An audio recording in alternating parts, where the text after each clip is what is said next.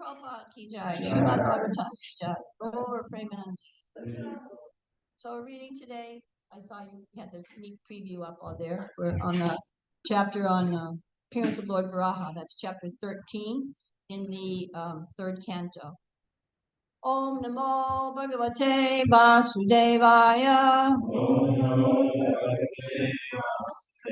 Om Namo Bhagavate Vasudevaya.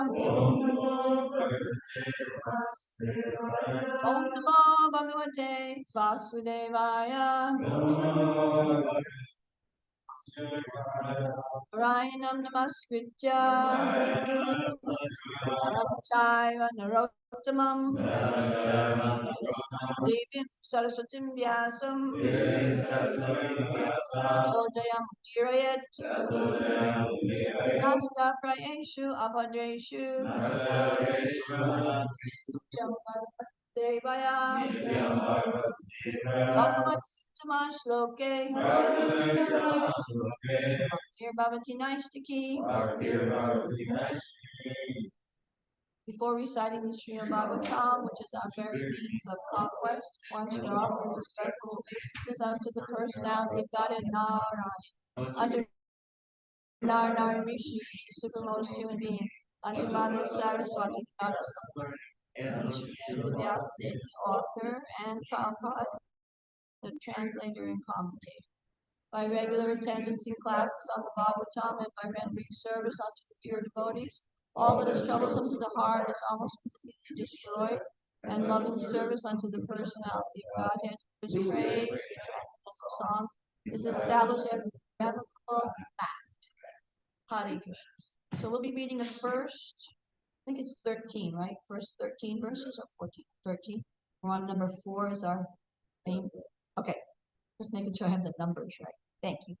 Okay, so the appearance of Lord Varaha. Interesting. This is just the beginning of creation.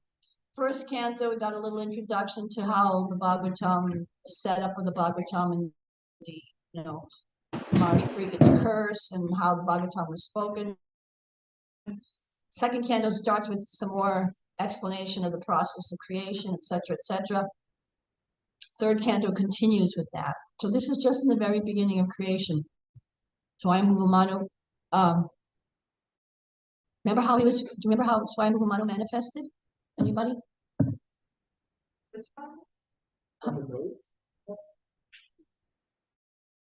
Swayambhuva Manu, no.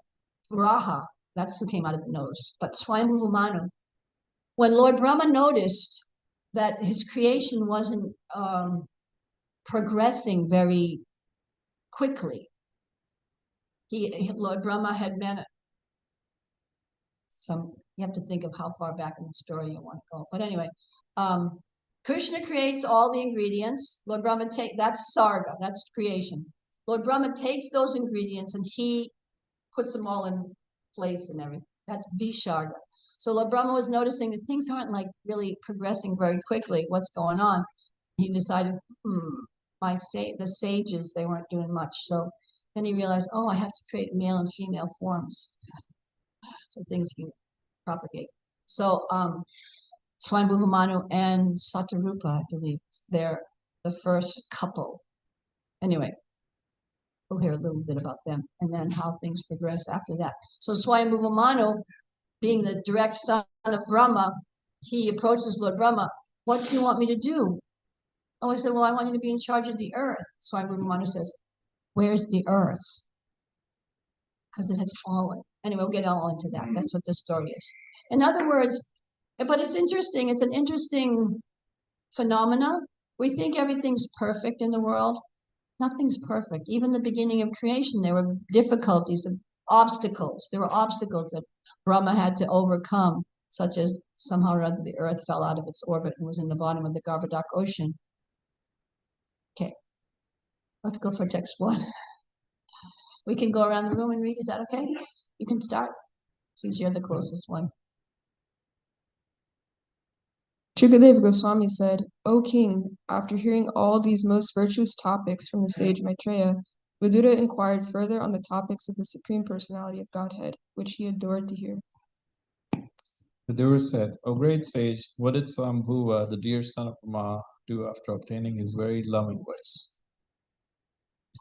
O best of virtuous, O best of the virtuous, the original king of kings, Manu, was a great devotee of the personality of Godhead, Hari, and thus it was worth hearing of his sublime character and activities. Please describe them. I am very eager to hear. Persons who hear from a spiritual master with great labor and for a long time must hear from the mouths of pure devotees about the character and activities of pure devotees. Pure devotees always think within their hearts of the lotus feet of the personality of God, who awards his devotees liberation. Sri Shukadeva Goswami said, the personality of Godhead Sri Krishna was pleased to place his lotus feet on the lap of Vidura because Vidura was very meek and gentle. The sage Maitreya was very pleased with Vidura's words, and being influenced by his spirit, he attempted to speak. I'll just make a little comment here, because sometimes it's a little difficult or confusing to follow the conversation of the Bhagavatam. So here we just got a whole bunch of different names of people who are hearing in a different order, etc. So, Srimad Bhagavatam starts off with, anyway, the storyline is Parikshit Maharaj gets cursed. So then he decides, okay, I'm going to renounce everything and I'm going to just, I've got 7 days to live. Let me take the most advantage that I can. That's very instructive right in the very beginning. Take advantage of the time that we have. We all think that we have so much time. And Prabhupada he would often say, Maharaj Parikshit was fortunate to know that he only had 7 days. So he utilized them very much. So we might think, oh yeah, well, I got a lot of time. Prabhupada says, he reminds us, we don't even know how much time we have. We think we have a lot of time, but it could be any second. We go outside the door and something could happen, or inside. We don't know how much time. So we need to take advantage of the time that we have. And especially, you're so fortunate to have reawakened a little bit of your inclination to inquire, actually, who am I? What's the real goal of life? Take advantage of this time now. Life gets very complicated, busy, overwhelming, etc., etc. You're starting off, you're been inclined for some time. Take advantage of the time. Try to utilize your time now while Krishna is allowing you. Okay. I was talking about conversations, wasn't I? Okay. Parikshit heard Sukadeva Goswami comes on the scene. He speaks in that assembly while Sukadeva is speaking to Parikshit. Sutta Goswami is there listening. He's blessed by Sukadeva, and he hears very nicely. Then after Maharaj Parikshit leaves his body, Sutta Goswami goes to another meeting of sages in Naimisharanya. In the Naimisharanya, there's 85,000 sages and gathered, and all of different levels of realization. So he begins to narrate what he's heard from Sukadeva Goswami. Shonaka Rishi is the person that's elected to do the questioning to Sutta. So it's Sutta talking to Shonaka Rishi.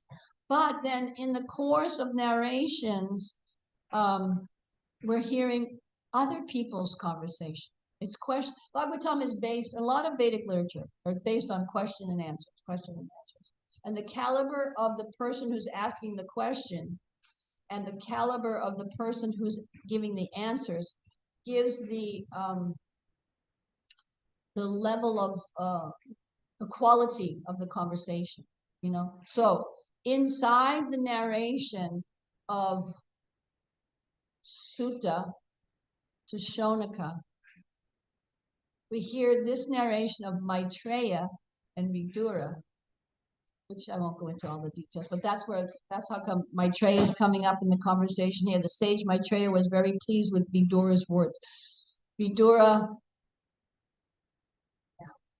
has his whole history, which I'm sure you're a tad familiar with. Hare Krishna, welcome. He has his whole history of being the advisor to the blind king Dhritarashtra, who unfortunately his physical blindness wasn't his biggest impediment in life.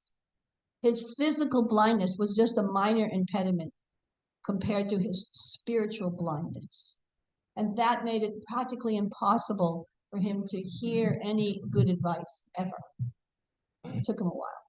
Okay, anyway, so in a certain incident when Duryodhan, the son of the king, insults Vidura, Vidura realizes, okay, this is my opportunity. Although if we took our picture, and when Duryodhan is insulting Vidura and telling him to leave the palace without anything, just get out of here, we could say, that's terrible. That's like horrendous, how offensive, how bad for Vidura. He just immediately leaves. But actually, it was quite a blessing for Vidura. And you might experience this, especially sometimes.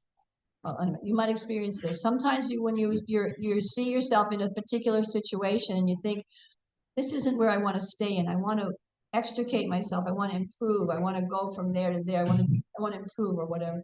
It's not always easy to get out of things. Things are entangling.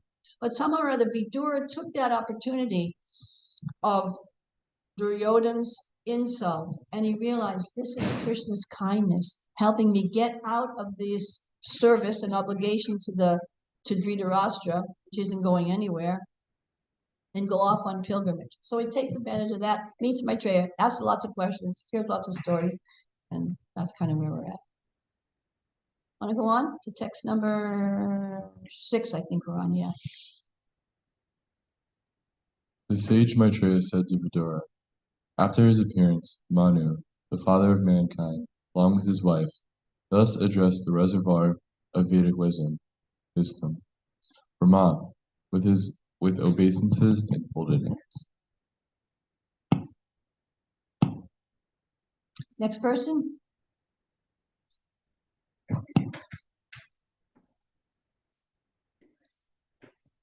You are the father of all living entities and the source of their subsistence, because they are all born of you. Please order us how we may be able to render service unto you. Worshipful one, please give us your direction. Put your mouth closer. Thank you. For the execution of duty within our working capacity, so that we can follow it for frame in this life and progress in the next. Lord Brahma said, my dear son, O Lord of the world, I am very pleased with you, and I desire all blessings for both you and your wife. You have without reservation surrendered yourself unto me with your heart for my instructions. O hero, your example is quite befitting a son in relationship with his father. A sort of adoration for the superior is required. One who is beyond the limit of envy and who is sane accepts the order of his father with great delight and executes it to his full capacity. Any thoughts on that statement? You want to read it again? Because there's a lot there in that verse. O hero, your example is quite befitting a son in relationship with his father. This sort of adoration for the superior is required. One who is beyond the limit of envy and who is sane accepts the order of his father with great delight and executes it to his full capacity. So let's have a little think about that for a little bit. Any comments? Any reflections on that? It's sort of like how I don't know what story it is from, but there's like 3 sons. The first one disobeys the father. The second one only does what the father says once he's asked. And then the third already knows what he wants to be done, and so he does it. Yeah, Prabhupada gives that, thank you. Prabhupada gives that nice little story example of who's considered the best son, you know. Anything else?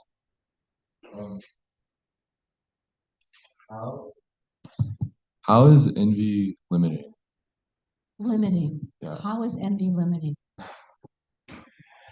Okay. How does it limit what you're able to accept and execute? Oh, okay. Thanks for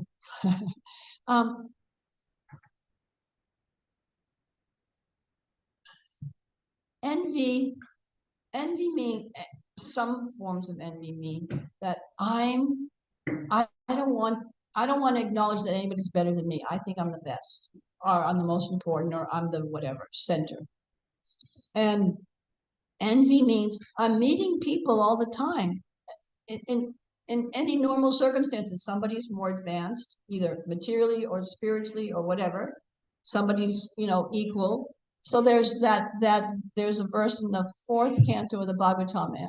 A learned person should, when he meets somebody superior, should offer respects and look and appreciate their good qualities. When we meet somebody equal, should befriend them. When we meet somebody who's inferior in whatever capabilities or whatever, we should try to help them and bring them up. And when we meet somebody who's what's the 4th one? In this 4. Cooler? Yeah. So we meet somebody that's cooler, we should warm up to them, right? Oh, sorry, I'm getting a little blank there. But anyway, so envy means that we can't appreciate the good qualities of others, whether it's qualities, intelligence, it's whatever. We don't see it, so therefore we don't learn. We don't see that we're thinking. Just there's one graphic example in Mahabharata when I can't remember who the person was that instructed Duryodhana to go find somebody who is superior to him. And he instructed Yudhisthira to go find somebody who was inferior to him, to Yudhisthira, right? Duryodhana went and searched all around and he couldn't find anybody that was superior to him. And Yudhisthira went and searched around and he couldn't find anybody that was inferior to him. It's a whole different mood, isn't it? It's a whole different mood. And you can see how that envy blocks a person's progress in life. Ability to learn from others, ability to appreciate the good qualities from others, ability to have a relationship with others. So that envy blocks us a lot.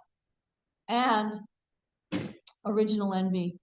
We're thinking that we didn't want to give our respects, love, service to the Supreme Lord. We thought, why does he have to get it all?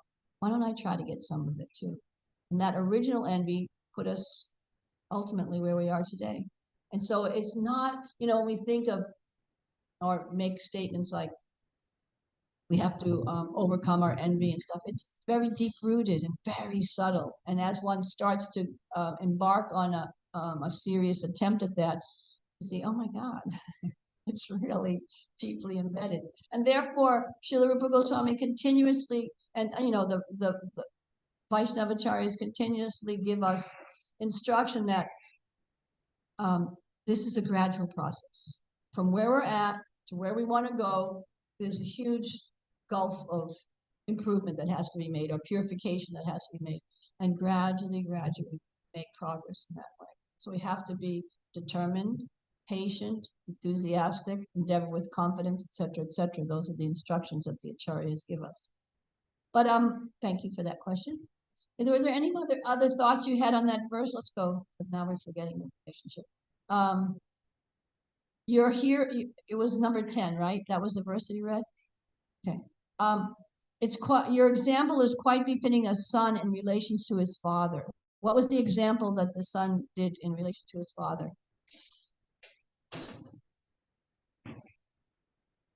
To mumble it louder. Whoever just said something. What was it? What just happened that he's saying your example is really good? Swayambhuva Manu approached whom?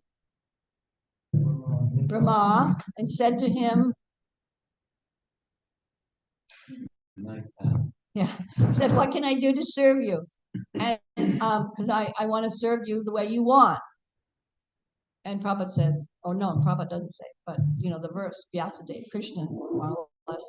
This is a very good example for a son. It's hard to relate to, isn't it? Sorry, but let's talk about our own experiences. We might not have had that same attitude towards our father as we were growing up. Maybe every now and then we thought of something that he might want us to do, and we did it, but hardly ever even considered it. It's a whole different mindset of submission to superior personalities or people in superior positions for the sake of a smooth relationship or a smooth execution of service or a smooth organization of society. It's quite, especially now in this, as Kali Yuga progresses, nobody wants to cooperate with anybody. Have you noticed that lately? You know, it's all in the news. Nobody, they can't even have a meeting, you know, and then there's this group and that shouting and this and that. Nothing can get done anymore, practically speaking, because there's no sense of commonality, a common goal. Previously, the stress was not that everybody had to follow the same thing exactly, but that the emphasis in life was repeatedly stressed that this opportunity of the human form of life is very important, and we can make progress in spiritual on our spiritual journey, so that we don't degrade our consciousness by acting contrary to religious principles. We degrade our consciousness and end up suffering more. That's the result of a degraded consciousness. That you're thinking, by I'm just going to do whatever I want to do and I'm going to be happy. But actually, if you examine it, when I do whatever I do, regardless of whatever the rules and regulations are, and break those regulations, then there's reaction, and then I'm not happy. There might be some flickering taste or touch or whatever of happiness, but the majority of the time is overcoming different distresses. Okay, next sentence in that text in verse number 10. This sort of adoration for the superior is required. Gulp. One who is beyond the limit of envy and who is sane accepts the order of his father with great delight and executes it to his full capacity. Just something to meditate during the day. That's why probably we can consider Prabhupada our dearmost friend and father, and try to execute his orders. But let's go to 11, and then we have to go to up to 13, and then we'll go back to 4. Since you are my very obedient son, I ask you to beget children qualified like yourself in the womb of your wife. Rule the world in pursuance of the principles of devotional service unto the Supreme Personality of Godhead, and thus worship the Lord by performances of yajna. Thank you. 12.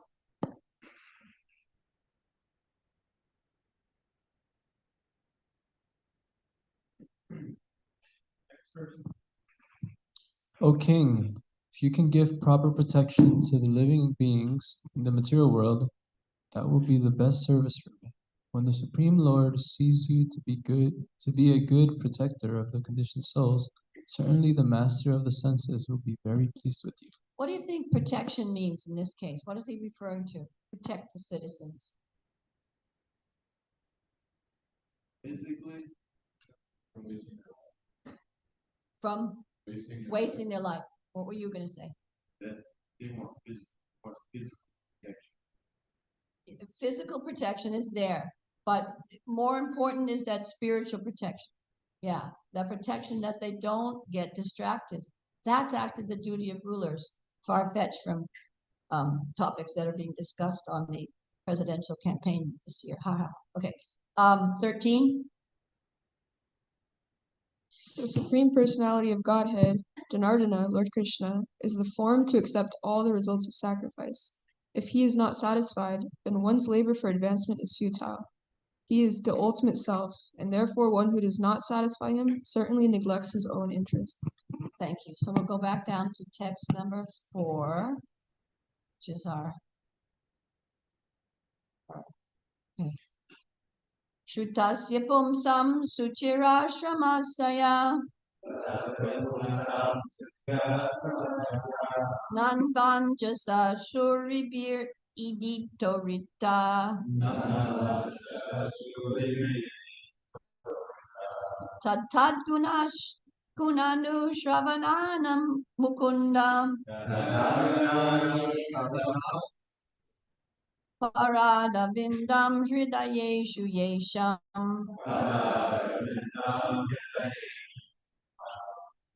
Go ahead, you want to try it? Shutasya pumsam suchirashramasya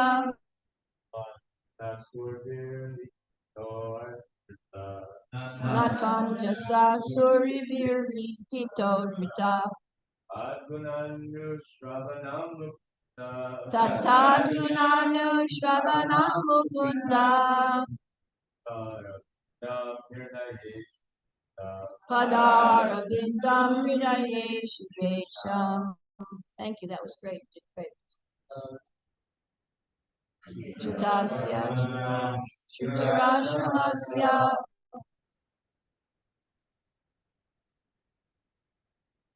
Nana Jasashuribhito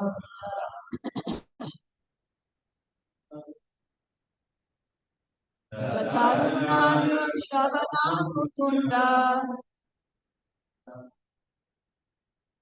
Padara Vindam Hridaye Shugesham. One more. Shutasya Pumsam Suchirashramasya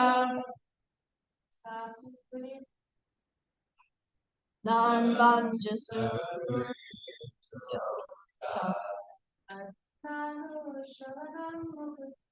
Tatadunanu Shravanam Mukunda Padaravindam Hridaye Shukesham. So let's just read through the word for word. Shutasya, of persons or in the process of hearing. Pumsam, of such persons. Suchira, for a long time. Shamasya, laboring very hard. Nanu, certainly. Andrasa, elaborately. Suribi, by pure devotees. Idita, explained by. Artha, statements. Tat, that. Guna, transcendental quality. Anushravanam, thinking. Mukunda, the personality of Godhead who awards liberation. Pada Aravinda, the lotus feet. Hridayeshu, within the hearts. Yesham, of them. The translation and purport by Srila Prabhupada. Persons who hear from a spiritual master with great labor and for a long time must hear from the mouths of pure devotees about the character and activities of pure devotees. Pure devotees always think within their hearts of the lotus feet of the personality of Godhead who awards his devotees liberation. Let's say it together. Persons who hear from a spiritual master with great labor and for a long time must hear from the mouths of pure devotees about the character and activities of pure devotees. Pure devotees always think within their hearts of the lotus feet of the personality of Godhead who awards his devotees liberation. Transcendental students are those who undergo great penance in being trained by hearing the Vedas from a bona fide spiritual master. Not only must they hear about the activities of the Lord, but they must also hear about the transcendental qualities of the devotees who are constantly thinking of the lotus feet of the Lord within their hearts. So what comes to your mind when you hear that transcendental students are those who undergo great penance in being trained by hearing the Vedas? What comes to your mind? Do you feel like you're undergoing great penance here in Krishna House? So that's true. Sometimes more than others, right? But so what's the penance? What's that penance? That hearing? How is that considered penance? What's your conception of that? Yes. When I first Can you handle the mic? Yeah. Thanks. Before I moved here, I had a hard time like listening to classes or just playing recordings and listening alone. But after I moved here, I kind of forced myself to like stay in class, listen to class. And in a way, it was a penance at first, but now I enjoy like being in Interesting. class. Very good. What does that remind you of the statement that you just said? What is that? Does that remind you of something from the Bhagavad Gita? Yep. In the beginning, blissful man. And yeah, interesting, isn't it? And so also consider the quote unquote restrictions that we follow. You know, attempting to follow the 4 regulative principles: no illicit sex, no meat eating, no gambling, no, intoxication, all those things. That, in one sense, it's not very great penance. But in another sense, in the middle of Kali Yuga, in the middle of the city, in the middle of the quote unquote modern world, in the middle of an atmosphere which is totally goes against that, that's great penance. It's great penance. If you're familiar with the different austerities that people performed in different ages, the tapasya, austerities that they performed in different ages for self-realization, and the result that they would get from their different types of tapasya, compared to the tapasya that we're undergoing by following Lord Chaitanya's Sankirtan movement, the program of Lord Chaitanya's Sankirtan movement, and the benefit and the result, the goal of going all the way back, passing all the different intermediate goals of transcendental realization, realizing you become one with Brahman, realizing this, realizing that, different levels of realization. The realization and ultimate goal of Krishna consciousness movement given by Lord Chaitanya is to go to Goloka Vrindavan with the Supreme Lord, and not even and go beyond the understanding that he's the Supreme Lord. Go and develop that different levels of friendship or parental relationship, mother and son or whatever, beyond that understanding that he's Supreme Lord. And this is our tapasya, following the 4 regulative principles, chanting 16 rounds, hearing the Bhagavatam, etc., etc. It doesn't compare. But it is, and never is as valuable as those great yogis and sages who would renounce everything, go to the Himalayas, live in a cave, stand in the freezing cold water and meditate, this and that. It's as valuable. The result is as valuable, and even more valuable. It's not true. It's not as valuable. It's more valuable than that. The result is more auspicious than that. So it's amazing, isn't it?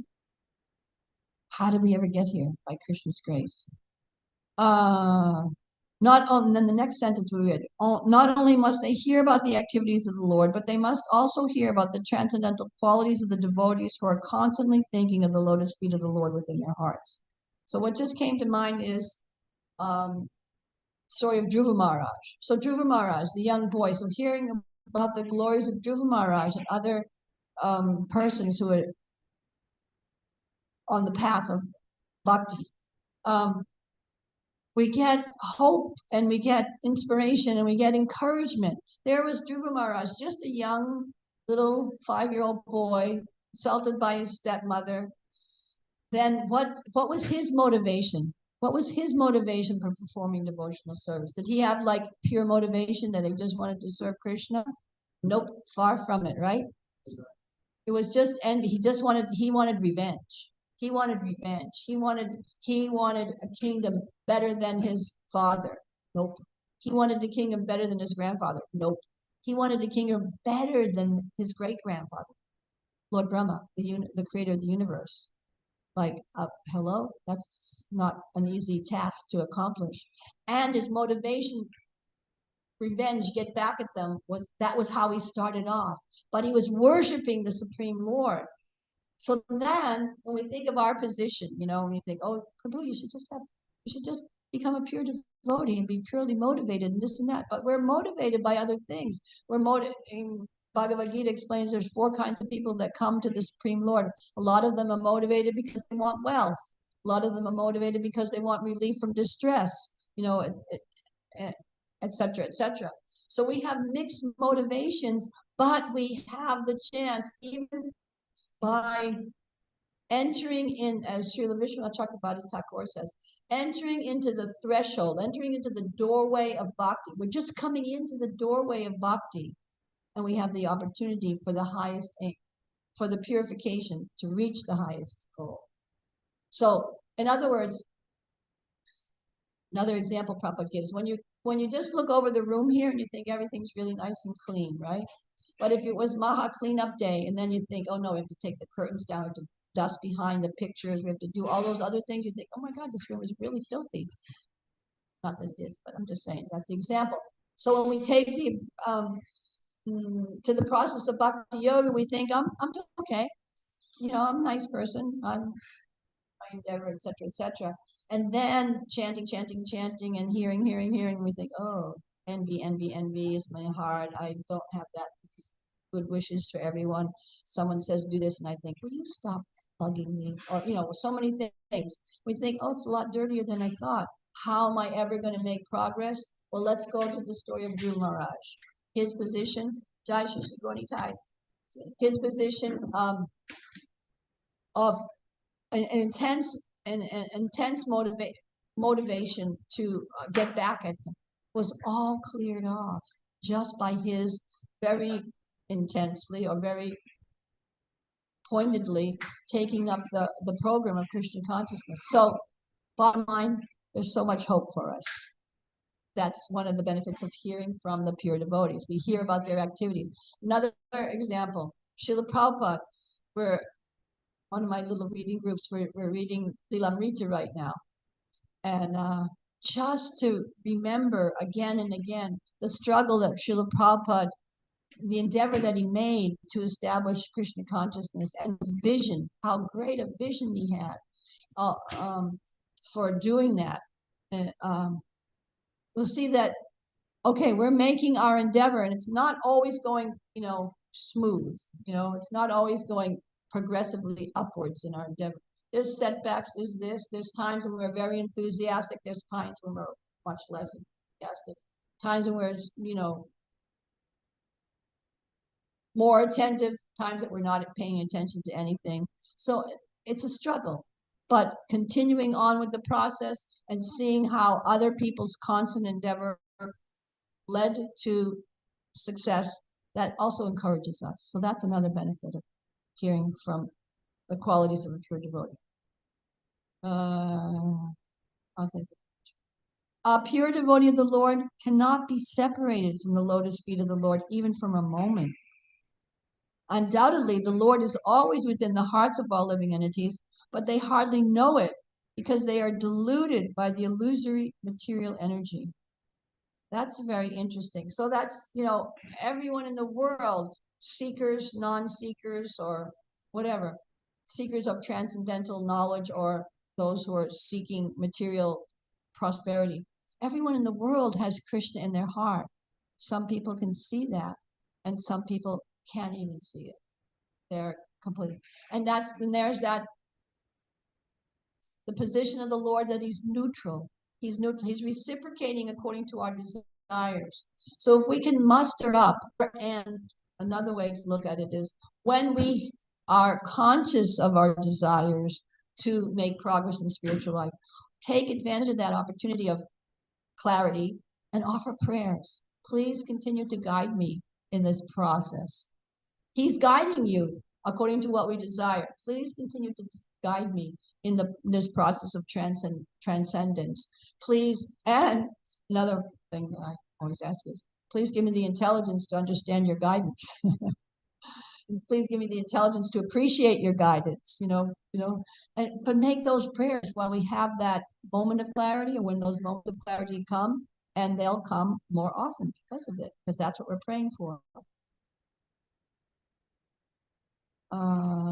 The devotees, however, realize the presence of the Lord, and therefore they can always see the lotus feet of the Lord within their hearts.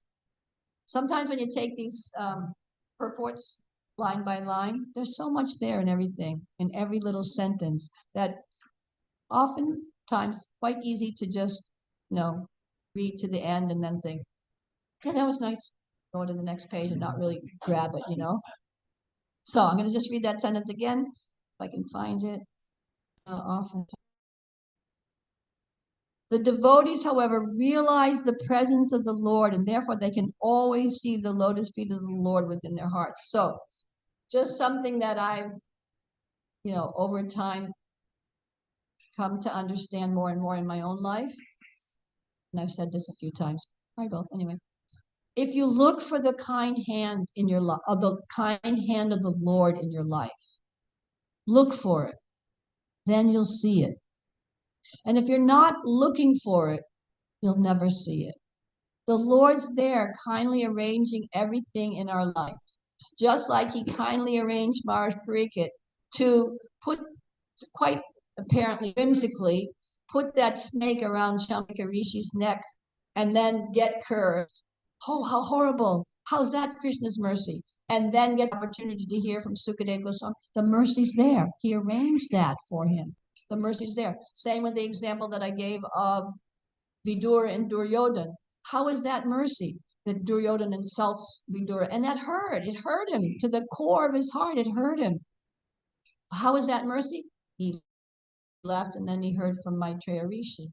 So keep that in mind. Look for the kind hand of the Lord in your life. Maybe it might not come in such dramatic ways, little things, but that little desire to make progress in Krishna consciousness. He's arranging. Oh, someone comes up. Oh, Prabhu, can you take on this new service with more responsibility, with more this and that? Or, someone, that's Krishna's kindness. Another prayer. Please give me the opportunity to associate with your advanced devotees. And he's giving you that kindness, and he's giving it to you tomorrow because Chaitanya Charan's going to give class tomorrow. So then, so kind, of the Lord to arrange those things, not happening by chance. But then, with the attitude of appreciation, seeing that, then you see Krishna's hand in your life more and more. It's not happening just by chance. It's happening by Krishna's kind arrangement. And the apparent good things are his mercy, and the apparent bad things are his mercy. Just wait it out and you'll see how that whatever calamity, catastrophe, or problem turns into mercy by how you respond to it. Such pure devotees of the Lord are as glorious as the Lord. They are, in fact, commended by the Lord as more worshipable than he himself. Interesting. Krishna's saying that is someone who says he's my devotee, he's not really my devotee. But somebody who's a devotee of my devotee, he's a real devotee. I appreciate that more. Interesting, huh? Think about that. We're going to talk about that. I got two more sentences, I think, to the end of the purport. Worship of the devotee is more potent than worship of the Lord. It is therefore the duty of the transcendental students to hear of pure devotees, as explained by similar devotees of the Lord, because one cannot explain about the Lord or his devotees unless one happens to be a pure devotee himself. It is therefore the duty of the transcendental students to hear of pure devotees as explained by similar devotees of the Lord, because one cannot explain about the Lord or his devotees unless one happens to be a pure devotee himself. So, Srila Vishwanath Chakravarti Thakur, in his Madhurya Kandambani,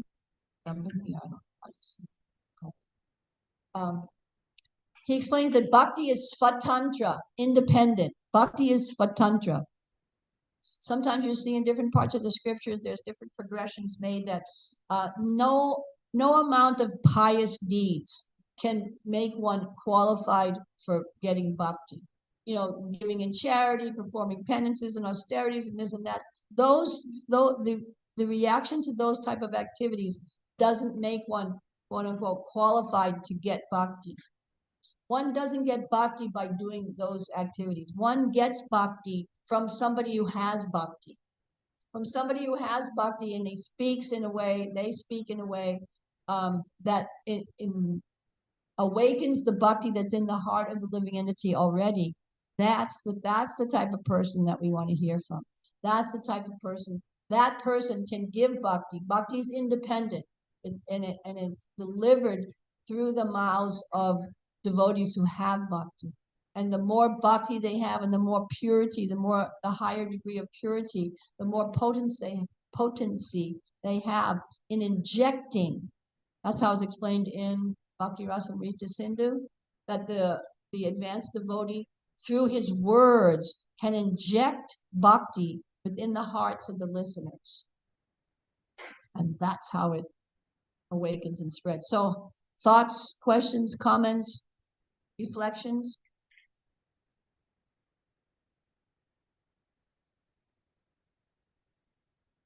Yes, not Madhu. But I can't remember who. All I just remember is who you're not. Sorry.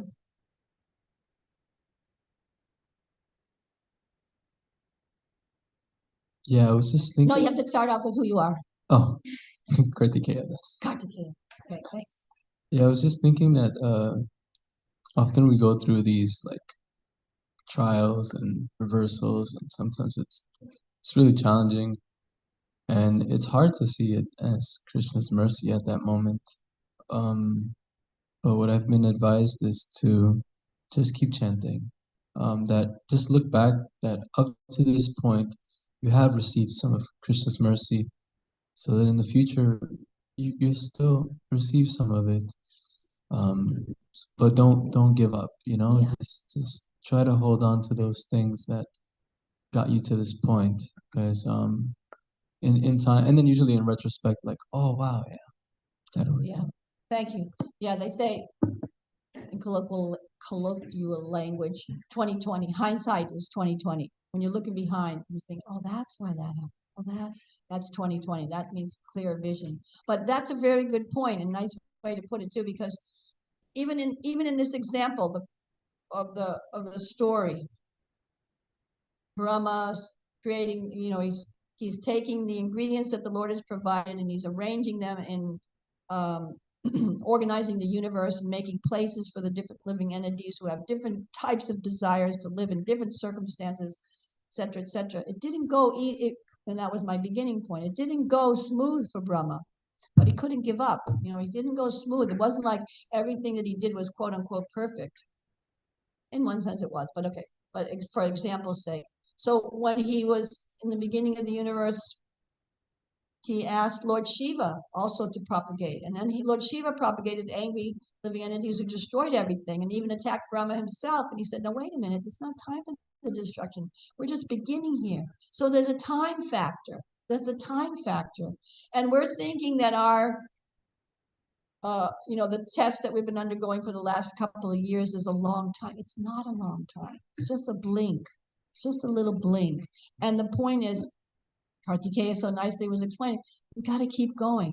We got to remember the things from the past that inspired us to take up the process and the nectar that we've received up to this particular point. And we also have to look forward to the future. We have to look forward to the future. In fact, that's another thing that I often quote from Nanda Prabhu. He said, when we get more clarity as to what our goal is, and we also get more clarity to where we're at as unqualified to reach that goal at this particular point, sometimes that gets discouraging. So if you're looking forward to the goal all the time and seeing how disqualified you are, you can be discouraged. But if we look back and say, oh yeah, but I've made progress. I haven't made a lot of progress, but I've made progress in this life. I have now, just like Mataji was saying, before it was hard for her to sit and listen to class. But now there's progress made. So that's great. And to see that and recognize that and feel encouraged by that, that's very good. It's necessary. We need encouragement. So we need to do both things. Look forward to the goal and see how much we need to improve. Look behind and see that we're on the path. Nothing's going to be lost or wasted or there's not going to be any loss or diminution because we've started on the path of bhakti, and we have to, in the interim, put in our time, do our work, do the process of purification, and look for the kindness of the Lord in our lives. Anything else? Yes.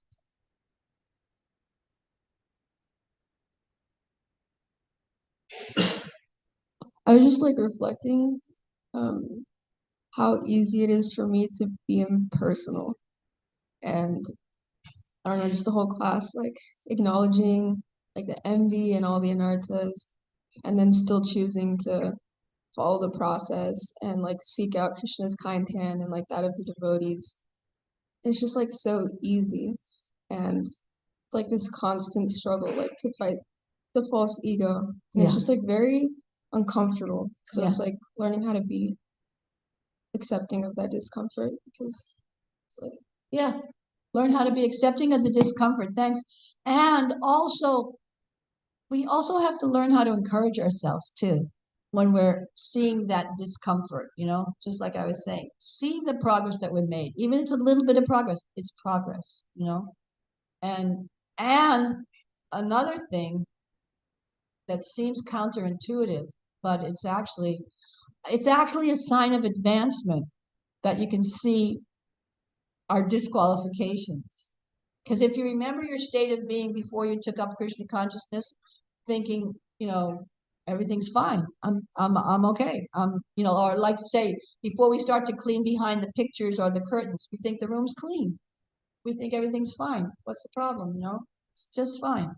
But then when you start to clean, it's a sign of advancement that you see the dirt. It's a sign of illusion. And that's what frustrated everybody with dealing with Duryodhana. It was a sign of an illusion that he couldn't see any fault in himself. He could only see the fault in others. That's a sign of a very low state of consciousness. And you can't force that on anybody. You can't force anybody to open their eyes. But, at least they can come and participate, and gradually it will happen. So time factor is there. And time factor is here too. Is it Prashadam out there, or is they going to come and knock here?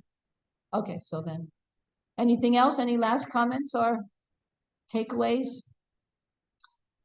Okay, thank you very kindly for your attention. Make sure you come tomorrow too, because Chaitanya Ram is going to continue on with the story of how Lord Ra comes out of the snow. Okay.